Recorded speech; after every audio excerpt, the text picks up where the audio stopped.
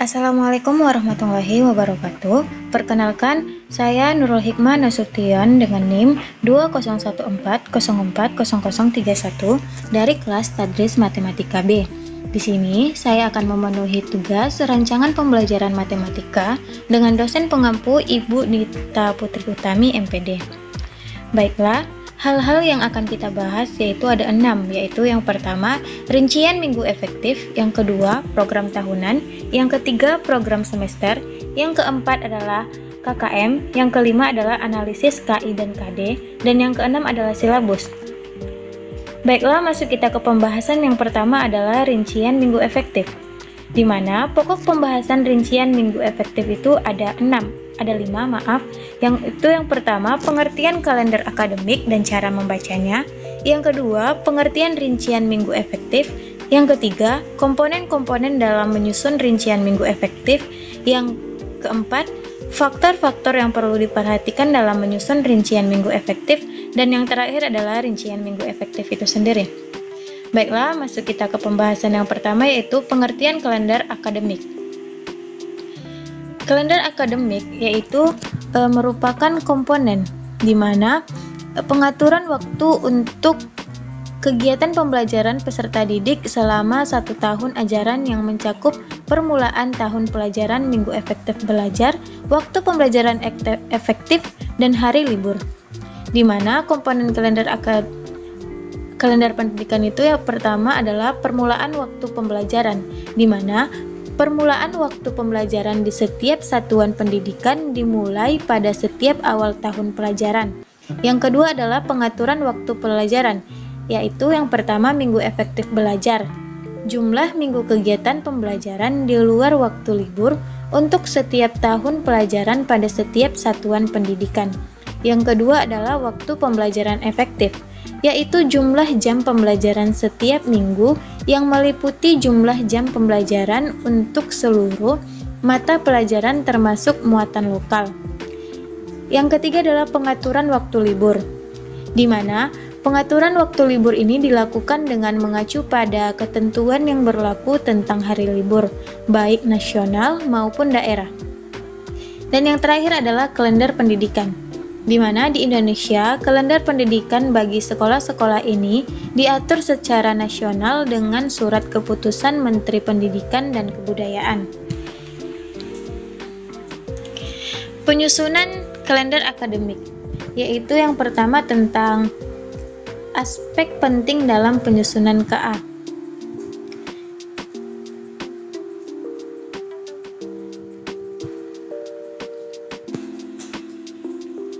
Yaitu yang pertama permulaan tahun pembelajaran di mana waktu dimulai. Yang kedua adalah minggu efektif belajar, yaitu jumlah minggu kegiatan pembelajaran untuk setiap tahun pelajaran. Yang ketiga adalah waktu pembelajaran efektif, yaitu jumlah jam pembelajaran setiap minggu. Yang keempat adalah waktu libur, yaitu waktu yang ditetapkan untuk tidak diadakan kegiatan pembelajaran terjadwal. Yang kelima adalah jeda tengah semester, di mana jeda antara semester libur akhir tahun pembelajaran digunakan untuk persiapan kegiatan dan administrasi akhir dan awal tahun. Jeda tengah semester. Sedangkan libur akhir tahun itu yaitu penetapan serentak untuk setiap jenjang dan jenis pendidikan disesuaikan dengan peraturan pemerintah pusat, provinsi, dan kabupaten. Sedangkan langkah-langkah dalam penyusunan kalender pendidikan yaitu sebagai berikut. Yang pertama, melihat kalender pendidikan nasional yang telah dikeluarkan oleh pemerintah, dalam hal ini Kemendiknas ataupun Kemenak sebagai acuan untuk menentukan kalender pendidikan pada masing-masing satuan pendidikan. Yang kedua adalah menentukan minggu efektif, libur tengah semester, libur antara semester, serta libur akhir tahun dengan acuan jumlah yang telah ditetapkan. Yang ketiga adalah menyesuaikan kalender dengan keadaan hari-hari libur, umumnya pada agama. Yang keempat, menentukan periode efektif pembelajaran dengan mempertimbangkan hari-hari yang akan tersisa untuk kegiatan-kegiatan pengembangan diri, baik ekstrakurikuler maupun bimbingan dan konseling terpadu. Yang kelima adalah menentukan bobot dan alokasi hari-hari pembelajaran efektif setelah disesuaikan dengan hari efektif fakultatif. Dan yang terakhir adalah merekap kalender pendidikan selama 1 tahun penuh, atau dapat pula ditambah kalender pendidikan per semester dan per bulan dengan rapi dan telah diteliti oleh tim perumus kalender pendidikan. Sedangkan fungsi dari kalender pendidikan ini yaitu perlunya disusun dan dibuat untuk dilaksanakan karena memiliki beberapa fungsi. Yang pertama, mendorong efektivitas dan efisien proses pembelajaran di sekolah ataupun madrasah. Yang kedua adalah menyerasikan ketentuan mengenai hari efektif dan hari libur sekolah atau madrasah. Yang ketiga, pedoman dalam menyusun program kegiatan pembelajaran di sekolah. Dan yang terakhir adalah pedoman bagi guru untuk menyusun program tahunan, program semester, serta membuat silabus, rencana pelaksanaan pembelajaran atau sering kita dengar dengan RPP, dan satuan acara pembelajaran. Sedangkan alokasi waktu kalender pendidikan yaitu yang pertama adalah minggu efektif belajar, di mana alokasi waktu itu minimum 34 minggu dan maksimum adalah 38 minggu yang digunakan untuk kegiatan pembelajaran efektif pada setiap satuan pendidikan. Yang kedua adalah jeda tengah semester, di mana alokasi waktu maksimum 2 minggu atau 1 minggu tiap semester. Yang ketiga adalah jeda antar semester. Alokasi waktunya adalah maksimum 2 minggu antara semester 1 dan semester 2. Yang keempat adalah libur tahun pelajaran. Yang kelima, alokasi waktu, yaitu di mana maksimum 3 minggu digunakan untuk penyiapan kegiatan dan administrasi akhir dan awal tahun pembelajaran. Yang keenam adalah hari libur keagamaan, di mana alokasi waktunya 2-4 minggu. Daerah khusus yang memerlukan libur keagamaan lebih panjang dapat mengaturnya sendiri tanpa mengurangi jumlah minggu efektif belajar dan waktu pembelajaran efektif. Yang ketujuh yaitu hari libur khusus, di mana hari libur khusus ini alokasinya maksimum 1 minggu untuk satuan pendidikan sesuai dengan ciri kekhususan masing-masing. Dan yang terakhir adalah kegiatan khusus sekolah atau madrasah, di mana alokasi waktunya adalah maksimum 1 minggu yang digunakan untuk kegiatan yang diprogramkan secara khusus oleh sekolah atau madrasah itu sendiri tanpa mengurangi jumlah minggu efektif belajar waktu pembelajaran efektif. Bagaimana cara membaca kalender akademik? Cara membaca kalender akademik dapat kita lakukan dengan cara melihat warna-warna yang telah tertera pada kalender akademik itu sendiri. Jika dia berwarna putih, maka itu adalah salah satu minggu efektif. Pesan yang kedua adalah rincian minggu efektif, di mana manfaat rincian minggu efektif ini pada setiap pembelajaran matematika, yaitu yang pertama untuk mengetahui hari dan minggu yang efektif dan tidak efektif untuk kegiatan pembelajaran. Yang kedua, pedoman bagi para pendidik dan pengajar untuk membagi dan mengatur alokasi waktu kegiatan pembelajaran. Yang ketiga, sebagai bahan acuan untuk membuat perangkat pembelajaran seperti program tahunan yaitu Prota dan program semester yaitu Promes. Yang keempat adalah memudahkan bagi para pendidik dan pengajar dalam membuat dan menyusun RPP. Dan yang terakhir adalah meningkatkan efektivitas pembelajaran di kelas. Rincian pekan efektif ini yaitu hitungan hari-hari efektif yang ada pada tahun pembelajaran berlangsung. Minggu efektif adalah perhitungan hari dan minggu efektif yang digunakan untuk mengatur kegiatan pembelajaran di sekolah. Tujuan menghitung minggu efektif adalah kita bisa menyusun dan merencanakan program pembelajaran kita sebagai guru di kelas selama 1 tahun pembelajaran. Dengan demikian, tujuan pembelajaran pada tiap-tiap pelaksanaan pembelajaran akan dapat tercapai.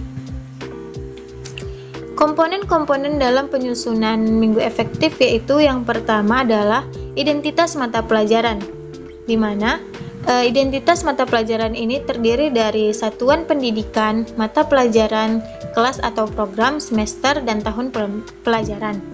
Yang kedua adalah perhitungan alokasi waktu, di mana perhitungan alokasi waktu ini terdapat tentang jumlah dalam bulan setiap semester, terus jumlah minggu dalam setiap bulan, yang ketiga jumlah minggu dalam setiap semester, yang keempat adalah jumlah minggu tidak efektif dalam tiap semester, yang kelima adalah jumlah minggu efektif dan tidak dalam tiap semester, yang keenam adalah jam pelajaran tiap minggu, dan yang terakhir adalah jumlah jam pelajaran.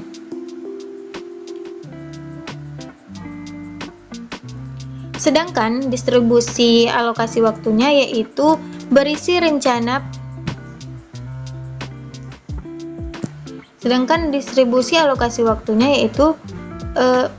berisi rencana pembagian waktu atau alokasi waktu dalam pembelajaran tiap kompetensi dasar yang akan disusun dalam rencana pelaksanaan pembelajaran atau RPP. Sedangkan faktor-faktor yang perlu kita perhatikan dalam penyusunan rincian minggu efektif itu yaitu yang pertama, tujuan yang diinginkan atau bagaimana cara mengorganisasikan aktivitas belajar dan layanan-layanan pendukungnya. Yang kedua adalah program dan layanan, yaitu bagaimana cara mengorganisasikan aktivitas belajar dan layanan-layanan pendukungnya. Dan yang ketiga adalah tenaga manusia, yaitu mencakup cara-cara mengembangkan prestasi, spesialisasi, perilaku maupun kompetensi. Yang selanjutnya adalah keuangan, yang selanjutnya adalah bangunan fisik, yang selanjutnya adalah struktur organisasi, dan yang terakhir adalah konteks sosial. Sedangkan merancang rincian minggu efektif perlunya diketahui dalam rincian pekan efektif terdapat beberapa tahapan. Untuk menyusun pekan efektif diantaranya itu cara menghitung pekan efektif. Yang pertama adalah sediakan kalender pendidikan, di mana biasanya kalender pendidikan ini dikeluarkan oleh Dinas Pendidikan atau kantor Kementerian Agama setempat, di mana satuan kerja kita berada. Ini adalah awal pertama yang harus kita siapkan dalam menghitung minggu efektif. Yang kedua adalah menghitung jumlah pekan, di mana kita mengetahui jumlah seluruh pekan dalam satu bulan, dimulai dari bulan Juli sampai bulan Desember. Yang ketiga adalah menentukan jumlah hari efektif. Perlu diperhatikan dalam menentukan jumlah hari efektif dalam satu pekan. Mintalah jadwal mengajar Anda untuk menyesuaikan hari-hari efektif dalam satu pekan. Yang keempat adalah merekapitulasi hari tidak efektif, yaitu menghitung dan membuat rekapitulasi jumlah hari libur dan tanggal merah, serta hari ketika ada kegiatan sekolah yang tidak masuk kelas, misalnya adalah MOS. Yang kelima adalah menghitung pekan tidak efektif. Langkah ini kita menghitung pekan yang tidak efektif. Caranya, jika kita dalam satu pekan itu ada 4 hari tidak masuk kelas, maka dianggap tidak efektif. Yang keenam adalah menghitung jumlah minggu efektif, di mana setelah kita mendapatkan pekan tidak efektif, selanjutnya kita menghitung jumlah minggu efektif. Caranya adalah jumlah pekan dalam satu semester. Dan yang terakhir adalah menghitung jumlah jam alokasi pembelajaran. Masuk kita ke dalam pembahasan program tahunan, yaitu pokok pembahasannya yaitu yang pertama pengertian, komponen-komponen, faktor-faktor, serta contoh program tahunan itu sendiri. Pengertian program tahunan yaitu pernyataan yang berisi kesimpulan dari beberapa harapan atau tujuan yang saling bergantung dan saling terkait untuk mencapai suatu sasaran yang sama. Sedangkan menurut salah satu para ahli yaitu menurut Wina Sanjaya, program tahunan adalah rencana penetapan alokasi waktu 1 tahun ajaran untuk mencapai tujuan yang telah ditetapkan. Langkah-langkah yang harus dilakukan dalam mengembangkan program linear yaitu yang pertama, menelaah kalender pendidikan. Yang kedua adalah menandai hari-hari libur. Yang ketiga, menghitung jumlah minggu efektif. Dan yang terakhir adalah mendistribusikan alokasi waktu. Sedangkan komponen-komponen dalam menyusun program tahunan ada 2, yaitu yang pertama identitas yang meliputi mata pelajaran, kelas, tujuan pelajaran. Dan yang kedua adalah format isian berupa semester, standar kompetensi, kompetensi dasar, materi pokok, serta alokasi waktunya. Beberapa hal yang perlu diperhatikan dalam penyusunan perencanaan program tahunan yaitu yang pertama kurikulum, berupa mendapat perhatian dalam kurikulum terutama. Yang kedua adalah kondisi sekolah, di mana perencanaan tahunan juga perlu memperhatikan keadaan sekolah, terutamanya sedia sarana prasarana. Yang ketiga adalah kemampuan dan perkembangan siswa, di mana nantinya dalam penetapan alokasi waktu dalam 1 tahun dapat dialokasikan dengan efektif dan mengikuti perkembangan siswa. Yang keempat adalah keadaan guru. Keadaan guru harus diperhatikan karena pelaksanaan pendidikan dan pengajaran akan dilaksanakan oleh guru tersebut. Masuk kita ke dalam contoh program tahunan. Masuk kita ke dalam program semester.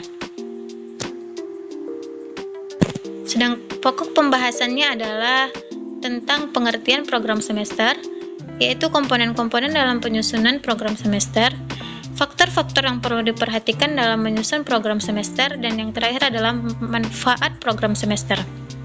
Masuk kita ke pembahasan yang pertama adalah pengertian program semester, di mana program semester adalah sistem persekolahan yang mempersiapkan sejumlah mata pelajaran yang diperuntukkan bagi siswa yang ingin melanjutkan studi. Dalam program pendidikan semester dipakai satuan waktu terkecil yaitu satuan untuk menyatakan lamanya suatu program pendidikan. Sehingga program semester ialah program yang berisikan garis-garis besar mengenai hal-hal yang hendak dilaksanakan dan dicapai dalam 1 semester. Program semester ini merupakan penjabaran dari program tahunan.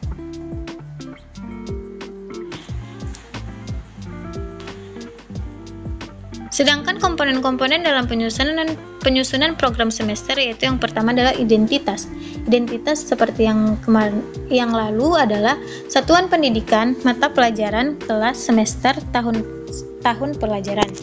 Yang kedua adalah format isian, yaitu berupa materi, submateri, alokasi waktu, ataupun bulan yang terinci per minggu. Langkah-langkah penyusunan program semester yaitu yang pertama memasukkan KD, yang kedua adalah menentukan jumlah jam pada setiap kolom minggu dan jumlah tatap muka per minggu untuk mata pelajaran, yaitu yang ketiga adalah mengalokasikan waktu sesuai kebutuhan bahasan topik dan subtopik pada kolom minggu dan bulan. Dan yang keempat adalah membuat catatan atau keterangan untuk bagian-bagian yang membutuhkan penjelasan. Berikut adalah format dari program semester.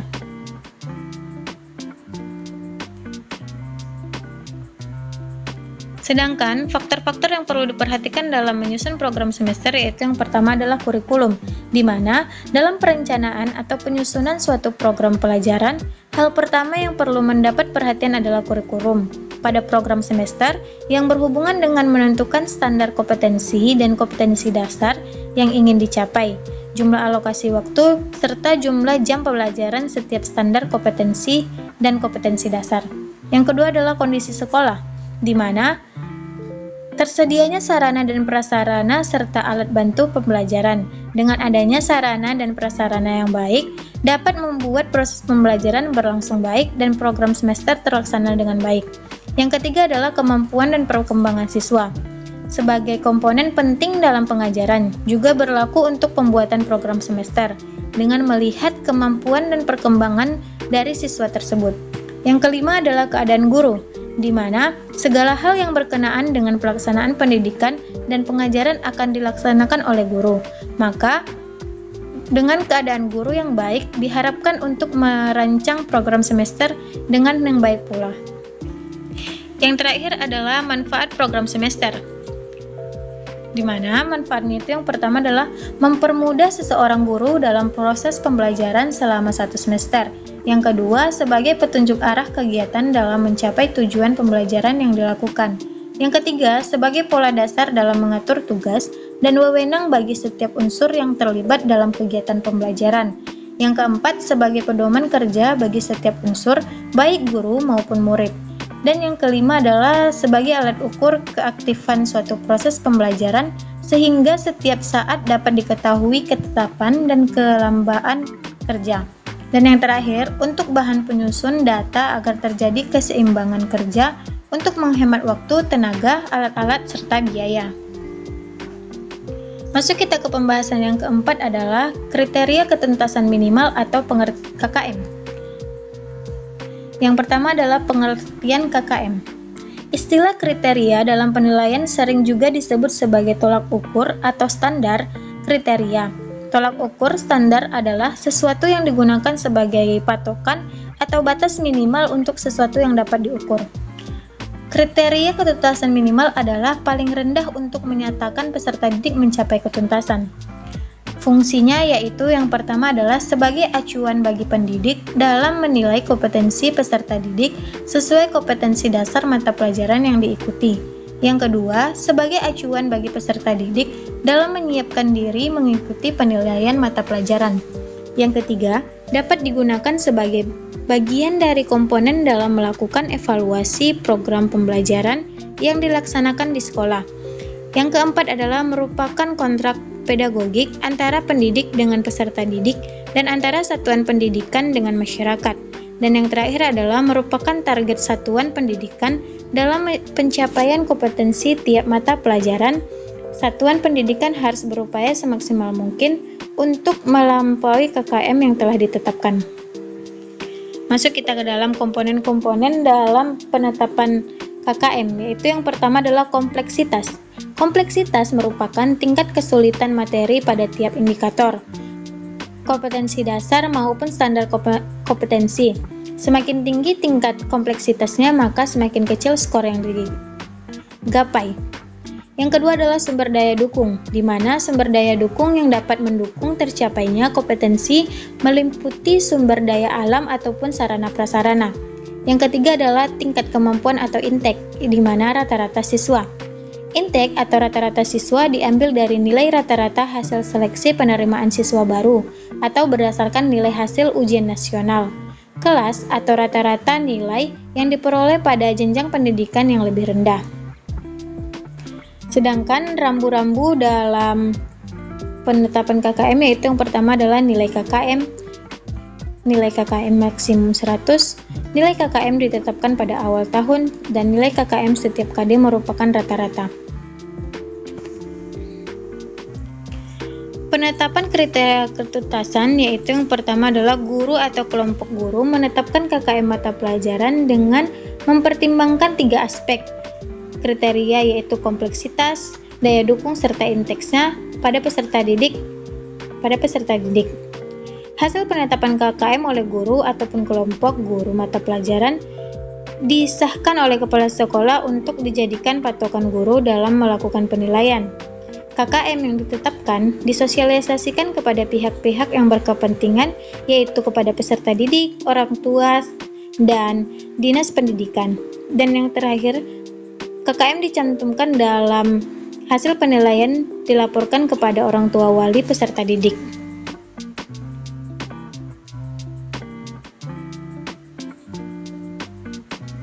Masuk kita ke pembahasan yang kelima yaitu analisis KI dan KD. Yang pertama adalah pengertian analisis KI dan KD. Di mana pengertian analisis KI wajib dipahami oleh setiap peserta didik, yaitu kegiatan menguraikan keterkaitan KI dan KD atas berbagai bagiannya, menelaah bagian itu sendiri, serta hubungannya antar bagian untuk memperoleh berbagai informasi pedagogis yang berguna untuk membuat perencanaan pembelajaran yang benar. Jelas kiranya bahwa silabus dan RPP adalah dokumen yang diturunkan dari kompetensi inti dan kompetensi dasar. Kompetensi inti dan kompetensi dasar KIKD sendiri diturunkan dari standar kompetensi lulusan satuan pendidikan. Agar silabus dan RPP yang dikembangkan benar-benar akurat, mengeksekusi keinginan standar kompetensi lulusan, maka perlu ada jaminan linearitas kompetensi dasar KD terhadap SKL-nya analisis SKL KI dan KD.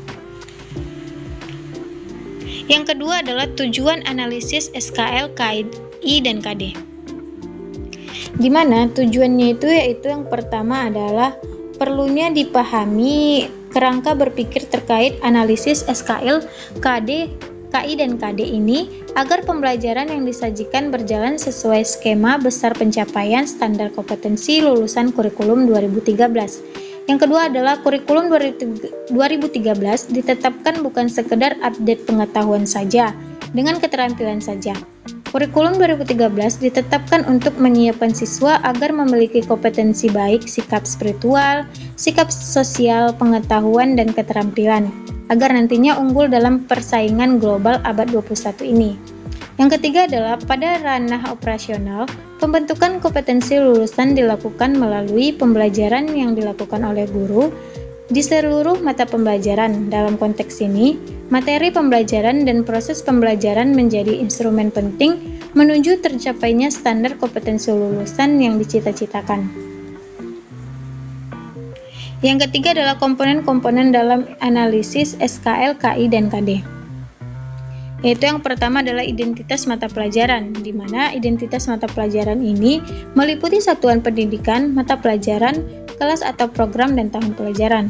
Yang kedua adalah standar kompetensi lulusan SKL, yaitu kriteria mengenai kualifikasi kemampuan lulusan yang mencakup sikap, pengetahuan, dan keterampilan. Ini diwujudkan dan dijabarkan melalui berbagai kompetensi untuk setiap mata pelajaran atau kelompok mata pelajaran.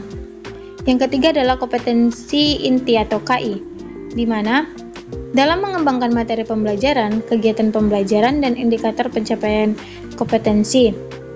KI merupakan gambaran secara kategorial mengenai kompetensi dalam aspek sikap, pengetahuan, keterampilan yang harus dipelajari peserta didik untuk suatu jenjang sekolah.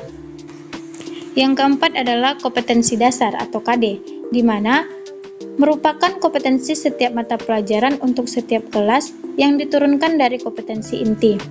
Yang kelima adalah indikator, yaitu pencapaian kompetensi dalam ukuran karakteristik atau ciri-ciri ketercapaian kompetensi. Yang keenam adalah materi pembelajaran.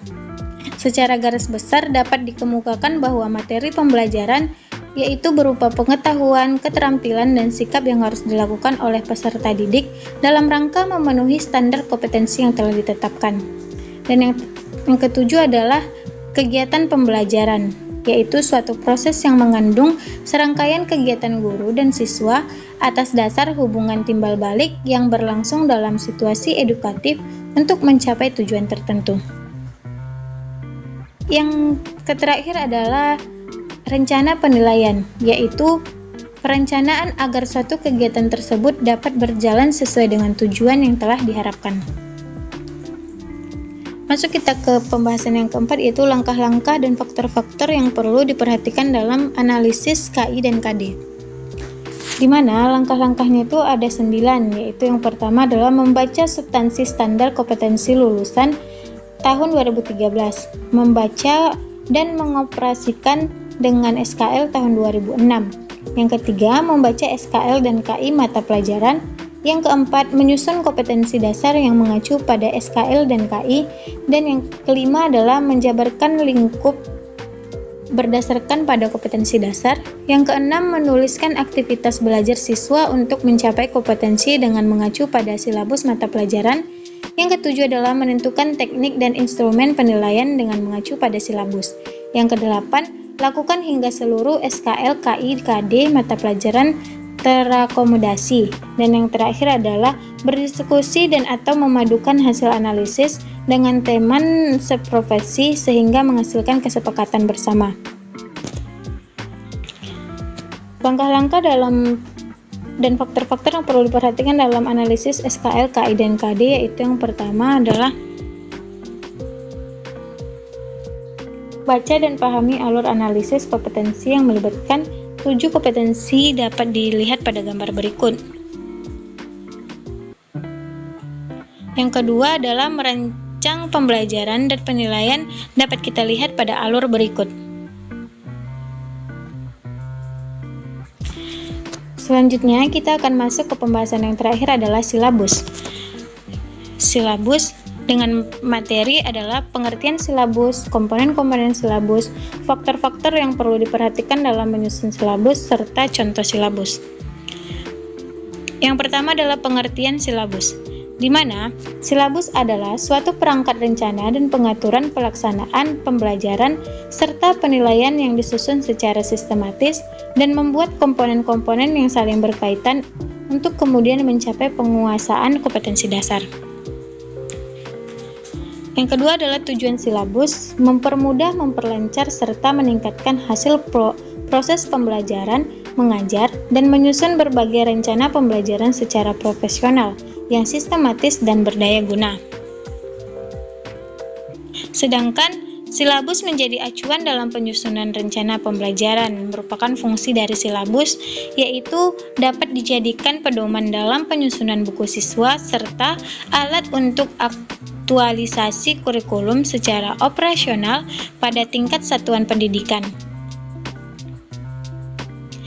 Komponen-komponen dalam penyusunan silabus yaitu identitas mata pelajaran, identitas sekolah, identitas KI, identitas dasar atau KD, indikator pencapaian kompetensi, materi pokok pembelajaran, kegiatan pembelajaran, alokasi waktu, serta sumber belajar. Di mana faktor-faktor yang perlu diperhatikan yaitu yang pertama adalah relevansi, yang kedua adalah fleksibilitas, dan ketiga adalah kontinuitas, yang keempat adalah efektivitas. Di mana relevansi mengandung arti bahwa cakupan, kedalaman, tingkat kesulitan, serta urutan penyajian materi dan kompetensi dasar dalam silabus sesuai dengan karakteristik peserta didik. Yang kedua adalah fleksibilitas, yaitu mengandung makna bahwa pelaksanaan program peserta didik dan lulusan memiliki ruang gerak dan kebebasan dalam bertindak. Yang ketiga adalah kontinuitas, yaitu mengandung arti bahwa setiap program pembelajaran yang dikemas dalam silabus memiliki keterkaitan satu sama lain dalam pembentukan kompetensi dan kepribadian peserta didik. Yang keempat adalah efektivitas.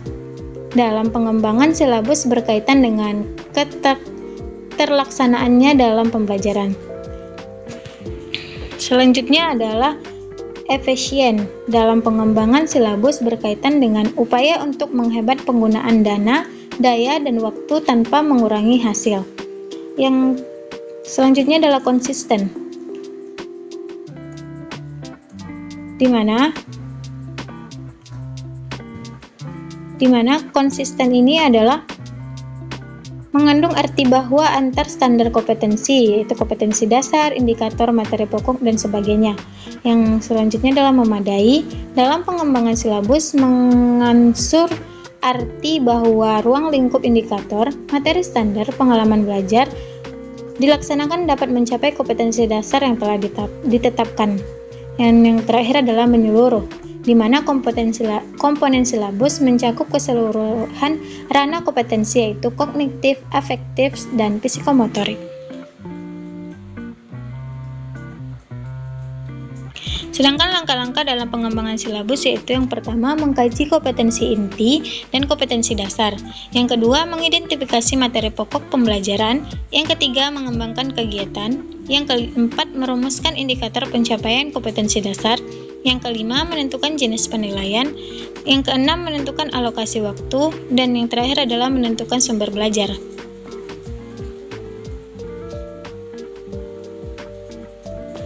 Berikut merupakan contoh format silabus. Mungkin sekian yang dapat saya sampaikan. Jika ada kata yang salah mohon dimaafkan. Cukup sekian dan terima kasih. Wassalamualaikum warahmatullahi wabarakatuh.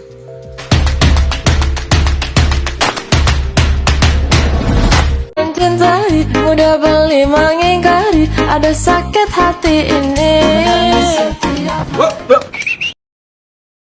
Mudah beli liu munyi, liu